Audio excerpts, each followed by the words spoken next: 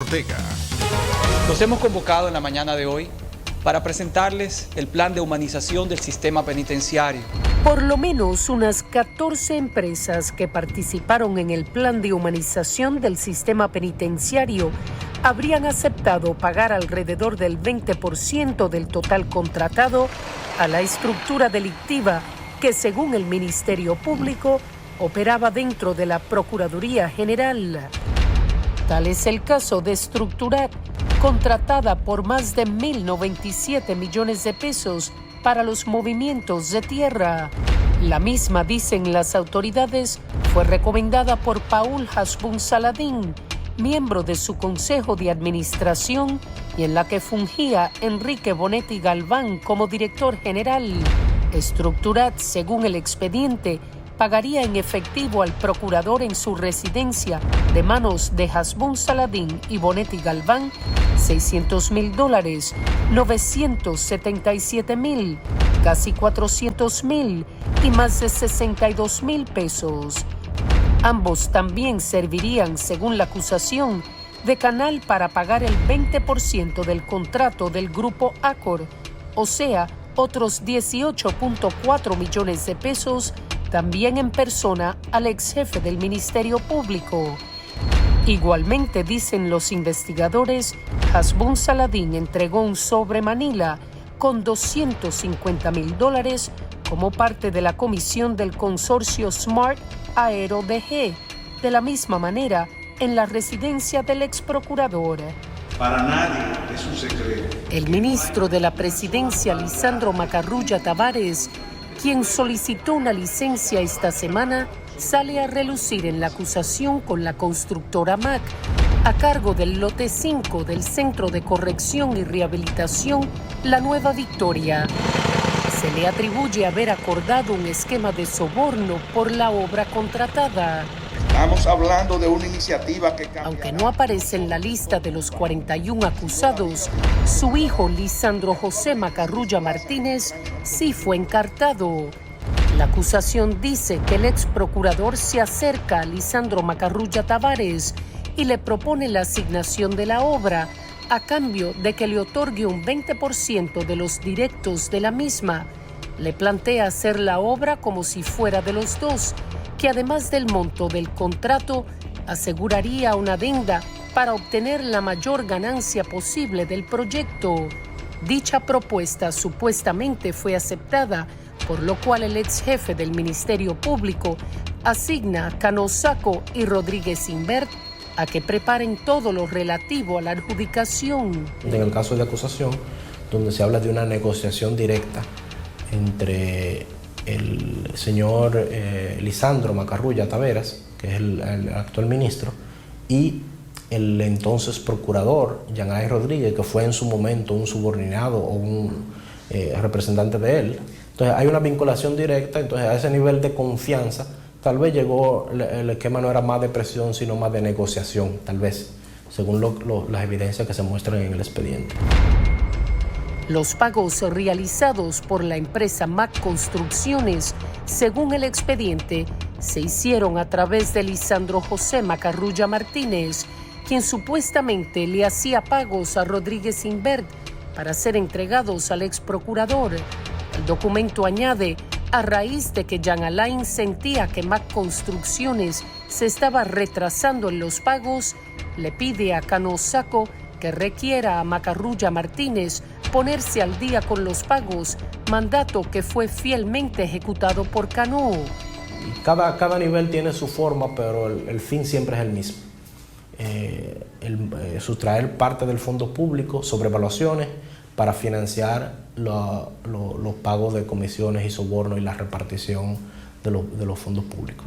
Los fiscales destacan que al momento de desarrollar el proyecto, el ex procurador de manera directa asignó el movimiento de tierra a la empresa Structurat por su afinidad laboral y de amistad con Paul Hasbun Saladín. Lo mismo hizo con el lote 5, el cual separa para la empresa MAC Construcciones, pues había trabajado previamente con Macarrulla Tavares, creador y propietario original de la sociedad comercial. Otro caso es el del ingeniero Héctor Manuel Sánchez Ureña, de la empresa Grupo Querétaro, quien según la acusación pagó 90.3 millones de pesos divididos en 6 partidas en efectivo.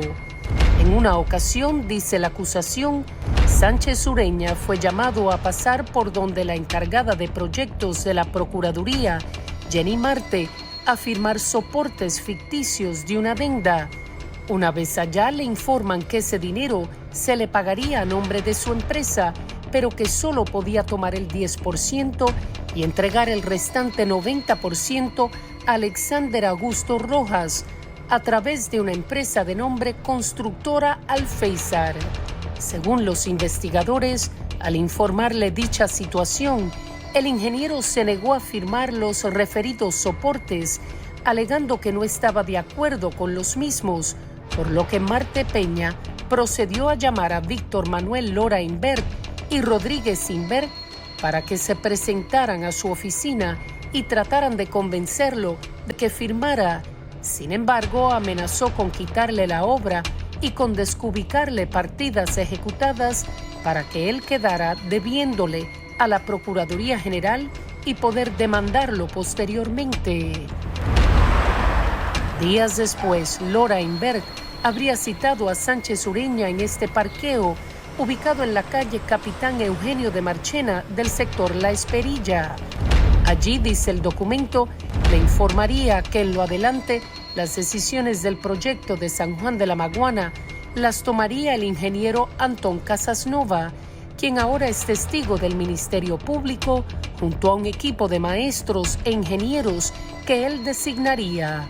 El expediente señala que desde el inicio de la referida obra se evidenciaron incoherencias de planos arquitectónicos, diferencias entre el estudio de suelo y los planos estructurales, falta de planos sanitarios y eléctricos. También los planos tenían terrenos privados incluidos dentro de las edificaciones y hubo que redistribuir los edificios. Marte habría exigido a Sánchez Ureña la realización de una serie de trabajos de otras cárceles con materiales del CCR San Juan de la Maguana que se suponen debían haber sido ejecutados por los contratistas de esta, como son los casos siguientes. Pabellón de boxeo de la Nueva Victoria. Supuestamente se realizó con los hierros que se salvaron del desmonte de las naves preexistentes en los terrenos de San Juan. El comedor de la escuela de los BTP en San Cristóbal, según las autoridades, se realizó con el mismo procedimiento que en el pabellón de boxeo, incluyendo el techado comprado por el Grupo Querétaro, así como también la instalación.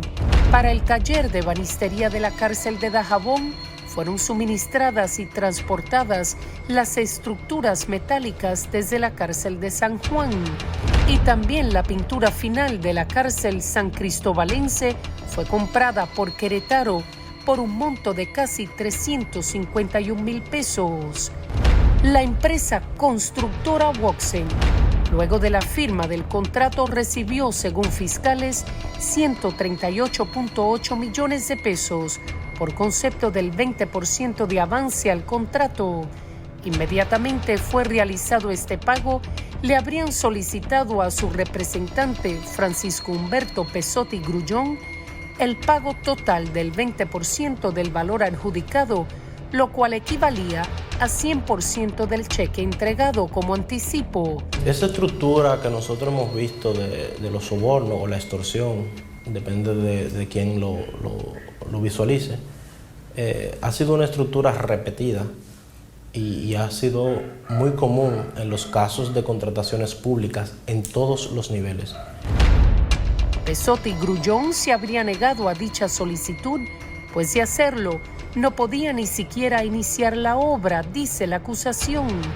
A partir de ese momento, Lora Imbert alegadamente comenzó a insistir, estableciendo que los números 1 y 2 de la Procuraduría, refiriéndose al jefe del Ministerio Público y a Cano Saco, estaban esperando su dinero. Luego de unos días, Pesotti Grullón llegó a un acuerdo con Lora Imbert en el que estos aceptaron la entrega inicial de 60 millones y que los demás desembolsos fuesen pagados acorde al 20% de cada cubicación. En todo caso de corrupción se necesita un corruptor y un corrupto, y a veces no sabemos cuál es el punto de partida, cuál es el huevo y la gallina. Si primero fue el corruptor, esa siempre ha sido la teoría, o primero fue el corrupto. Lo que sí sabemos es que ya ahora es un sistema que definitivamente funciona así, y el que quiere contratar con el Estado, si no se presta, probablemente no contrata. El dinero, dicen las autoridades, fue entregado en 2 partidas, ambas en la residencia y manos de Lorainberg. El documento narra además que alrededor de abril de 2020 se vuelve insoportable las exigencias de pago de parte de Rodríguez Invert y Lorainberg, porque se acercaban las elecciones y le decían que se necesitaban esos recursos, que esto no era un relajo y que a esta fecha ya debían haber completado el monto total. La acusación establece que le amenazaron con que si no cumplían el acuerdo, el contrato sería revocado y además ejecutarían todas las cláusulas contempladas, por lo que Pezzotti siguió entregando más dinero. Según el expediente, el ingeniero solicitó adicionales e imprevistos por un valor de 106.4 millones, pero solo le aprobarían una adenda por 70 millones, monto que les dijo no cubriría lo reclamado para concluir. Días después, según la acusación, aprobaron la adenda, pero con la condición de que debía devolver 50 millones de pesos. Es en la clínica Hospitén de Santo Domingo donde, dice el documento acusatorio, se firma la referida adenda. El acusado Rodríguez Invert se trasladó donde se encontraba ingresado por COVID el ingeniero, y es en ese lugar, utilizando un traje de protección biológico, donde se firmarían los documentos, según lo narrado por el mismo Pezzotti.